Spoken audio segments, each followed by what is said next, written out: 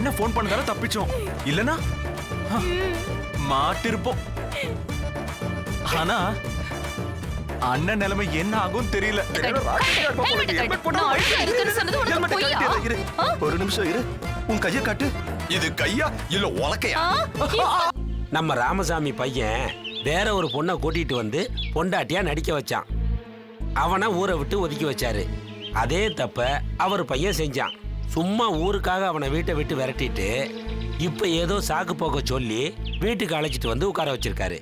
இதுதான் உங்க ஊர் நாட்டாம நியாயமா? வெற்றி குணமாயி பழையபடி எழுந்து நடக்க ஆரம்பிச்சுட்டானா அவனை உடனே இந்த வீட்டை விட்டு வெளியே அனுப்புற மோதாள நான் தான் இருப்பேன்.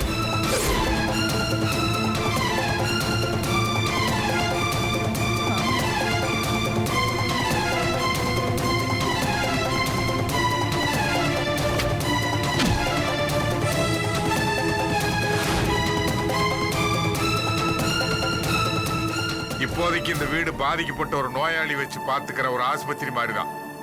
வெற்றியை என் பிள்ளையா பார்க்கல, ஒரு நோயாளியா தான் பாக்குறேன். ஐயா, உங்களை பத்தி தெரியாம சொல்லிட்டேன், மன்னிச்சிருங்க ஐயா. இந்த நாட்டாமை பொறுத்த வரைக்கும் பெத்த பிள்ளையா இருந்தாலும் தப்பு செஞ்சா தண்டனை உண்டு. அதை எவனா இருந்தாலும் அனுபவிச்சு தான் ஆகணும். ஐயா, இனிமே உங்களை பத்தி தப்பாவே பேச மாட்டாங்க ஐயா. எங்களை மன்னிச்சிருங்க ஐயா. தங்கவேலு, அப்பா வண்டி எடு, புறப்படலாம். இது ஒரு பஞ்சாயத்துன்னு இதுக்கு வேற நம்மள கூப்பிட்டுருக்காங்க. அத்தை, உங்க டிராமாவால மாமா மாறிட்டாருன்னு நினைச்சேன். பாருங்க, இன்னும் அவர் மாறவே இல்ல, அப்படியேதான் இருக்காரு. வெற்றி உடம்பு சரியானாதானே வெளியே அனுப்புவாரு. பார்க்கலாம் லட்சுமி. அத்தை,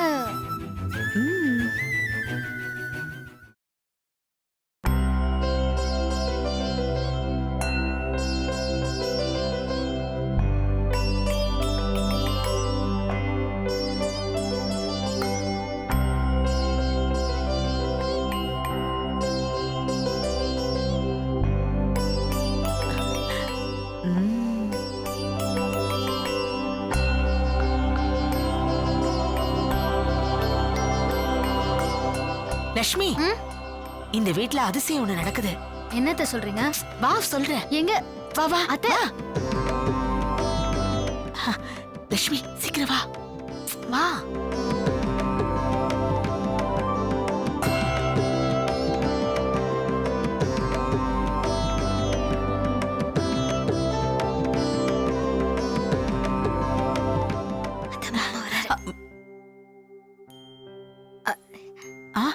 மாமா வராரு. என்னங்க, நான் உங்ககிட்ட கேட்க கூடாதுன்னு தான் நினைக்கிறேன். ஆனா கேட்காமலேயே என்னால இருக்க முடியல. நான் சாமி கும்பிட்டதை பத்தி தானே கேட்க வர்ற? ஆமாங்க. வள்ளியம்ம, என்ன பார்த்துக்க நீ இருக்கிறதால இதுவரைக்கும் நான் சாமி கிட்ட எதுவுமே வேண்டிக்கிட்டது இல்லை. ஆனா இப்போ வெற்றிக்காகத்தான் வேண்டிக்கிட்டேன். வெற்றிக்காகவா? கடவுளே, என் பையனை சீக்கிரம் குணப்படுத்து. அவன் எழுந்திருக்க முடியாம வீல் சேர்ல உட்கார்ந்து இருக்கிறத பாக்குறப்போ மனசுக்கு கஷ்டமா இருக்கு. எப்படியாவது அவனை எழுந்து நடக்க வை. நான் நடபாதையா பழனிமலைக்கே வரேன்னு நான் வேண்டிக்கிட்டேன். பையன் மேல நீங்க இவ்வளவு பாசம் வச்சிருக்கிறத நினைச்சா எனக்கு சந்தோஷமா இருக்குங்க. லட்சுமி, நான் சொல்லல மாமா மனசு மாறிடுவாருன்னு?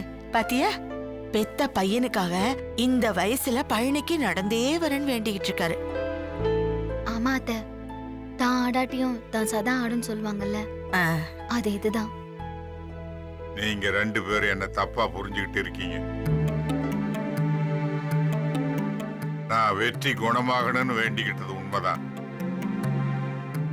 ஆனா அது பாசத்துல இல்ல. அவன் குணமாயிட்டா அவனை இந்த வீட்டை விட்டு வெளியே அனுப்பிச்சிருவேன்.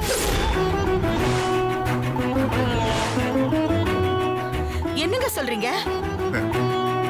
ஊர்ல இது வரைக்கும் நான் நெஞ்சு நிமித்தி நடந்துகிட்டு இருந்தேன். இது வரைக்கும் என்ன ஒருத்தனும் கேள்வி கேட்டதில்லை. ஆனா இன்னைக்கு சம்பந்தமே இல்லாத ஒருத்தன் என் பையனுக்கு மட்டும் சலுகை தர்றதா தப்பா பேசிட்டான். அதான் அவனை கூட்டிட்டு வந்து மூஞ்சில் அடிச்ச மாதிரி பதில் சொல்லிட்டீங்கல்ல, இன்னும் ஏன் அதையே நினைச்சிட்டு இருக்கீங்க? என் பக்கம் நியாயம் இருக்கு. அதுதான் நான் சொன்னதை கேட்டு எதுவும் பேசாம போயிட்டாங்க. ஆனா அவங்க மனசுல என்னை பத்தி தப்பான அபிப்பிராயம் ஏற்பட நானே காரணமாயிட்டேனே. அதை நினைச்சா தான் கஷ்டமா இருக்கு வள்ளியம்மா. ஊர்ல 1000 பேசுவாங்க, அதையெல்லாம் நினைச்சிட்டு இருந்தா நம்ம நிம்மதிய சந்தோஷம் தான் போகும். முதல்ல நம்ம வீட்டுல இருந்து வெற்றி போகணும், அப்பதான் எனக்கு நிம்மதி.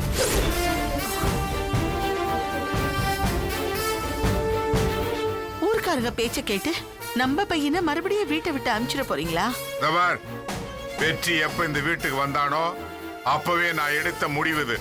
தப்பு செஞ்சுட்டு பொய் சொன்ன ஒருத்தனை நம்ம வீட்லயே தங்க வச்சுக்கிட்டு இருக்கிறது எனக்கு முள்ளு மேல நிக்கிற மாதிரி இருக்கு வள்ளியம்மா. எத்தனை நாள் தான் இந்த வழியை நான் பொறுத்துக்கிட்டு இருக்கிறது? என்னால முடியல வள்ளியம்மா.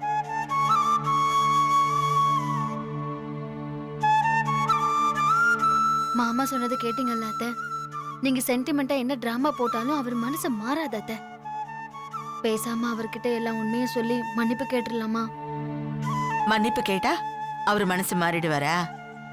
எல்லாத்துக்கும் கால நேரம் வரும், அது வரைக்கும் பொறுமையா இருப்போம்.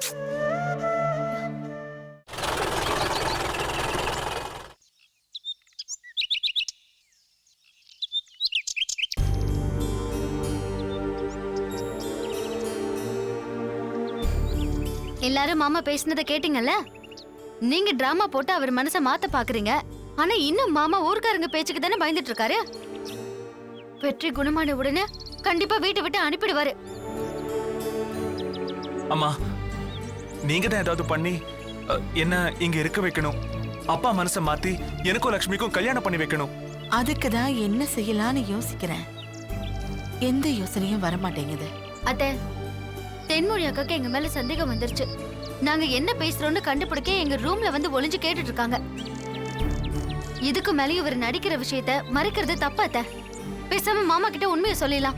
அண்ணி, இந்த விஷயத்தை மட்டும் அப்பா கிட்ட சொன்னா நம்மள வீட்டை விட்டு எல்லாரையும் அனுப்பிச்சிருவாரு. இதுக்காக இவ்வளவு கஷ்டப்பட்டோம். நீங்க சொல்றது எல்லாம் சரிதான், ஆனா மாமாக்கு உண்மை தெரிஞ்சா இதை விட அதிகமா வேதனைப்படுவாரு. அது ஏன் யாருமே யோசிக்க மாட்டேங்கிறீங்க? அத்தை, டாக்டர் கிட்ட போன்ல பேசினது என்கிட்ட வெற்றி கிட்டயும் சொல்ல வேணான்னு மாமா வயலே சொல்ல வச்சுட்டீங்க. அதுவும் இல்லாம நல்ல விஷயத்துக்கு போய் சொல்லலான்னு மாமாவும் ஒத்துக்கிட்டாரு. இதுதான் நல்ல சமயம். எப்படியாவது மாமா கிட்ட போய் நடந்த விஷயத்த எல்லாத்தையும் சொல்லி முடிச்சிடலாம். நாளைக்கு கிருத்திகை பூஜை முடிஞ்ச உடனே எல்லா விஷயத்தையும் நானே சொல்லிடுறேன், போதுமா? அம்மா, அப்பா கிட்ட உண்மையை சொல்றதை விட வெற்றி அண்ணன் லக்ஷ்மி அண்ணன் கல்யாணத்தை பத்தி பேசுங்கம்மா. உங்க பேச்ச கேட்டு அந்த மனுஷன் கிட்ட எல்லாத்தையும் சொல்லிடுறேன். அத கேட்டு என்கிட்ட எப்படி பொய் சொல்லலான்னு தாம் தும்னு குதிச்சாருன்னு வெய்யி, அவர் சொன்ன நல்ல விஷயத்துக்காக பொய் சொல்லலாங்கிறத பாயிண்டா வச்சு அந்த மனுஷனை மடக்கிடுவேன். அந்த மனுஷனை பேச விடாம நீங்க தான் எனக்கு சப்போர்ட் பண்ணணும். கண்டிப்பா பேசுவோம். கண்டிப்பா பேசுவோம். கண்டிப்பா பேசுவோம்.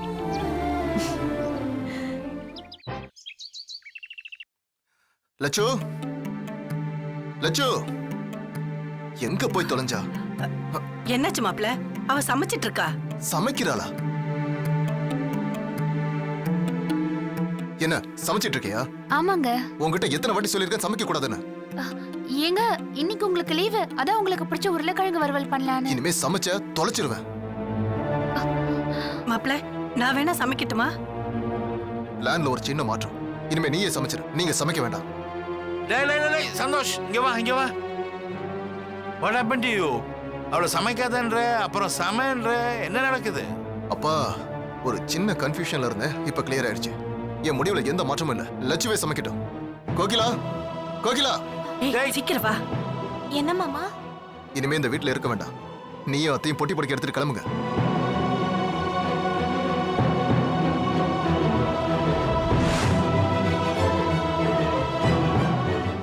சந்தோஷ், சந்தோஷ், என்ன இல்லப்பா, இது சரி வராது. இந்த வீட்ல நீங்க, நானு, லட்சு, இந்த 3 பேர் தான் சந்தோஷமா இருக்கிறோம். இதுக்கு இடைஞ்சலா இருக்கிற இவங்க இந்த வீட்ல இருக்க வேண்டாம். ஏன்டா அவங்க மனசு கஷ்டப்படுற மாதிரி பேசுற? உங்களை கூட வச்சுக்கலாம் நினைச்சேன். நீங்க ரொம்ப ஓவரா பேசுறீங்க. அவங்க கூட சேர்ந்து நீங்களும் கிளம்புங்க. இந்த வீட்ல நானும் இங்க பொண்டாட்டியும் சந்தோஷமா இருந்தா போதும். ஏங்க டேய், டேய், என்னங்க? டேய், என்னடா என்ன ஆச்சு ஏன் இப்படி பேசுற என்னமோ ஆச்சு அது உங்களுக்கு தேவையில்லாத விஷயம். அத்தை பொட்டி படிக்க எடுத்துட்டு வீட்டை விட்டு கிளம்புங்க. மாப்பிள்ள டேய் ஏங்க அவங்க உங்க பேச்சு கேட்டுதானே அங்கே நீங்க வந்தாங்க. இப்போ திடீர்னு போக சொன்னா அவங்க எங்க போவாங்க? அதான் பழைய வீடு இருக்குல்ல அங்க போக அங்க சொல்லுங்க. வேற ஒருத்தவங்க வந்துட்டாங்க. ஓ அப்படியா? சரி நான் புது வீடு பார்த்து அட்வான்ஸ் கொடுத்துட்டு வரேன். இவங்களை ரெடியா இருக்க சொல்லுங்க. மாமா டேய், டேய், டேய், டேய், சந்தோஷ் நில்றா டேய் டேய், டேய். நீ செய்யறது கொஞ்சம் கூட நல்லா இல்லடா. இப்போ அவங்க வெளியில போனா ரொம்ப கஷ்டப்படுவாங்கடா. அதான் கூட நீங்க போறீங்களே. உங்க தங்கச்சியை மகாராணி மாதிரி வச்சு நீங்களே பாத்துக்கோங்க. டேய், டேய், டேய், டேய், டேய், சந்தோஷ் நில்றா. ஐ.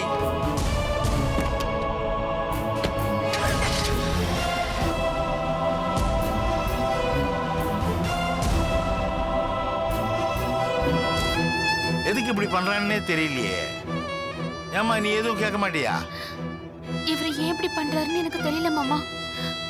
மனசுக்கு ரொம்ப கஷ்டமா இருக்கு. நான் சொல்றேம்மா.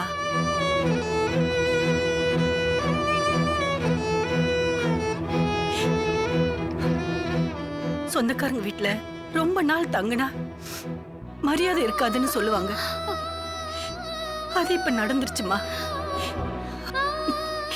தப்பெல்லாம் என் மேலதான். அம்மா ப்ளீஸ்மா அழாதீங்கம்மா. வெளியில போனவர் வீட்டுக்கு வந்துதானே ஆகணும். வந்ததுக்கு அப்புறம் என்ன பண்ணலாம்னு யோசிப்போம். எதுக்கு இந்த முடிவு எடுத்தாருன்னு கேட்போம்மா. அழாதீங்கம்மா ப்ளீஸ்.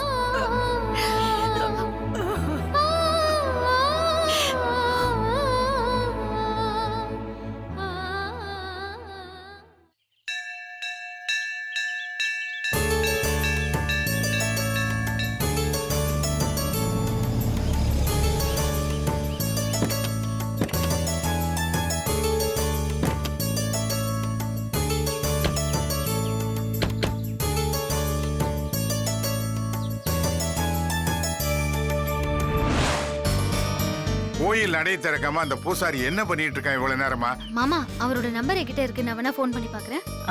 லட்சுமி இதோ வந்துட்டாரு மாமா.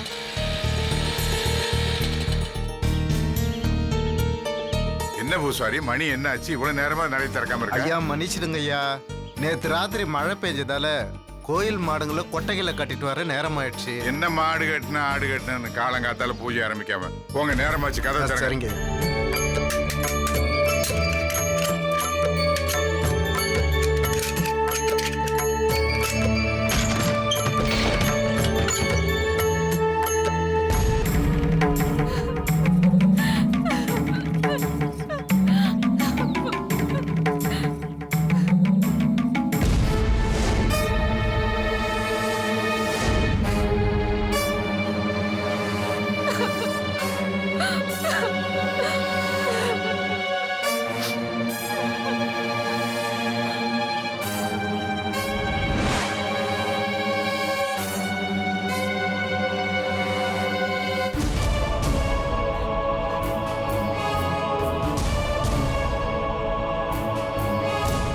நீங்க எப்படி கோயிலுக்குள்ள இருக்கீங்க? நேத்து நைட்டு நான் இங்க இருக்கிறது தெரியாம பூசாரி கதவை பூட்டிட்டு போயிட்டாருங்க ஐயா. நீ கோவிந்தசாமி பையன் மாணிக்கம் தானே? ஆமாங்க ஐயா. நீ ரேவதி தானம்மா? ஆமாங்க ஐயா. ஐயா வெளிநாடு போறதுக்கு முன்னாடி நம்ம ஊரு சாமியை கும்பலான்னு வந்தா நான் உள்ள இருக்கிறது பார்க்காம பூசாரி பூட்டிட்டு போயிட்டாருங்க ஐயா. அப்புறம் பார்த்தா இந்த பொண்ணு உள்ளதான் இருந்தது. ஏய்யா கோயில் நடை சாத்துறதுக்கு முன்னால கவனிச்சுலாம் பார்க்க மாட்டியா? ஐயா கோயில் நட சாத்துறதுக்கு முன்னாடி எல்லா இடத்தையும் பார்த்தேன். ஆனா இவங்களை நான் பார்க்கவே இல்லைங்க ஐயா.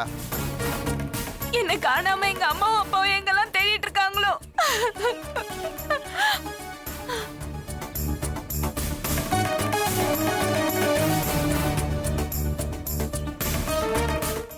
என்ன பூசாரி ரெண்டு பேர் உள்ள இருக்கிறது தெரியாம கதவை பூட்டி இருக்கிறீங்க? வர வர உங்களுக்கு அலட்சி அதிகமாயிட்டு இருக்குது. ஐயா தெரியாம தப்பு நடந்து போச்சுங்கய்யா. என்ன மன்னிச்சிடுங்க ஐயா. இனிமேலாவது உள்ள யாராவது இருக்காங்களான்னு பார்த்துட்டு அதுக்கப்புறம் பூட்டு. சரிங்க ஐயா. உள்ள வாங்க ஐயா, பூஜை ஆரம்பிச்சிடுறேன். நான் வரேங்க ஐயா.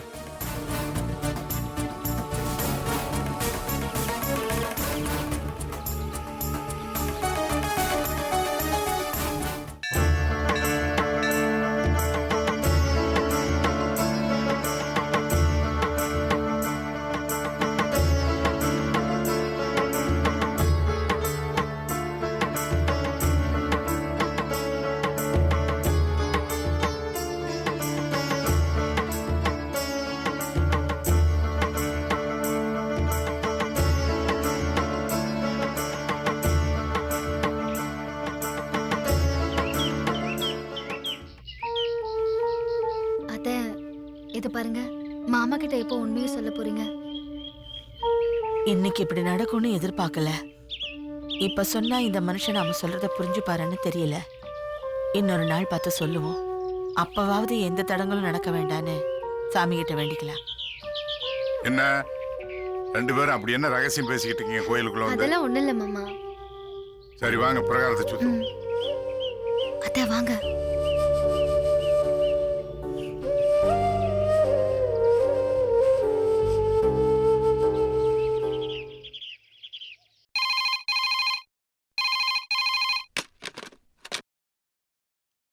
ஹலோ. சொல்லுங்க. சரி. நாளை காலையில 10 மணிக்கு பஞ்சாயத்து கூட்டுங்க. நான் வந்து விசாரிக்கிறேன். சரி.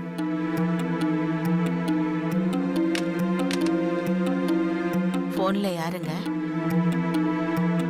காலையில கோயில் நடை திறக்கும் போது உள்ள ஒரு பொண்ணும் பையன் இருந்தாங்கல்ல? ஆமா. ராத்திரி முழுக்க பையனை காணாததால அவனுக்கு என்ன இருக்குமோன்னு பயந்து அவங்க அப்பாவுக்கு ஃபிட்ஸ் வந்து ஆஸ்பத்திரியில் சேர்த்திருக்காங்களாம். இதுக்கெல்லாம் காரணம் உள்ள ஆள் இருக்கிறத கூட பார்க்காம கோயில் நடை சாத்தின அந்த பூசாரி தான். அவனுக்கு தண்டனை கொடுக்கணும்னு பையனோட அம்மா புகார் கொடுத்துருக்காங்களாம்.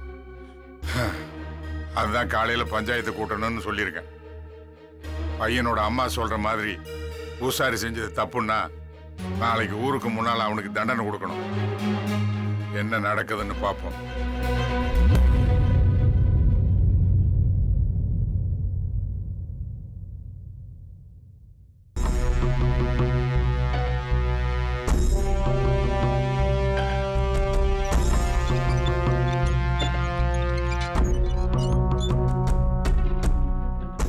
மாமா. ஐயா நாட்டாமையா.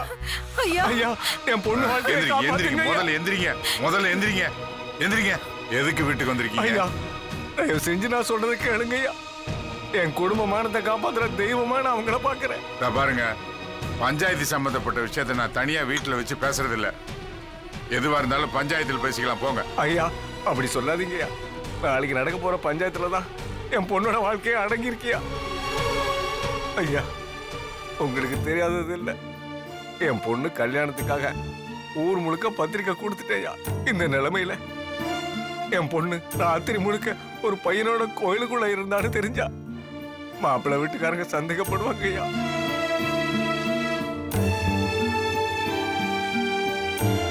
ஊர் வாயை அடைக்க முடியாதுயா. அந்த பையனுக்கும் என் பொண்ணுக்கும் ஏதோ சம்பந்தம் இருக்குன்னு கதை கட்டி விட்டுருவாங்க ஐயா. இந்த மாதிரி ஏதாவது ஆயிடுச்சுன்னா எங்க குடும்பத்தோட நிம்மதி போயிடுயா.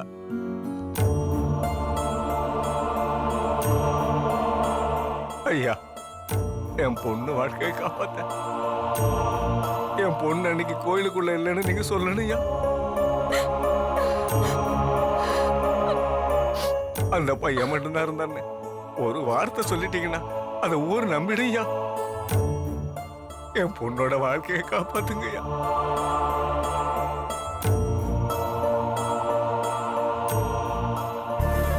ஐயா நாங்கெல்லாம் ஏழைங்க, எங்களுக்கு வேற வழி தெரியலையா. உங்களை நம்பிதான் வந்திருக்கோம். நீங்க தான் என் வாழ்க்கையை காப்பாத்தணும். தீர்ப்பு சொல்ல போற நானே சாட்சி சொல்ல முடியாது. நீங்க என்ன நம்புறத விட கடவுளை நம்புங்க. நியாயம் உங்க பக்கம் இருந்தா நல்லதே நடக்கும். என் பொண்ணு கோயிலுக்குள்ள இருக்கிறத பார்க்காம பூசாரி தான் கோயில பூட்டினாரு. என் பொண்ணு என்னையா பண்ணுவா?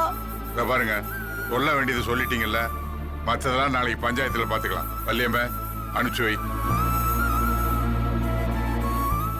அம்மா லட்சுமி அம்மா, கோடீஸ்வரி கேஸ்ல உங்க நேர்மை தெரிஞ்சது. கோடீஸ்வரி மோசமானவன். அவளை எதிர்த்தா உங்களுக்கு பாதிப்பு வரும்னு தெரிஞ்சோம் போராடி ஒரு ஏழை குடும்பத்துக்கு நியாயம் வாங்கி கொடுத்தீங்க.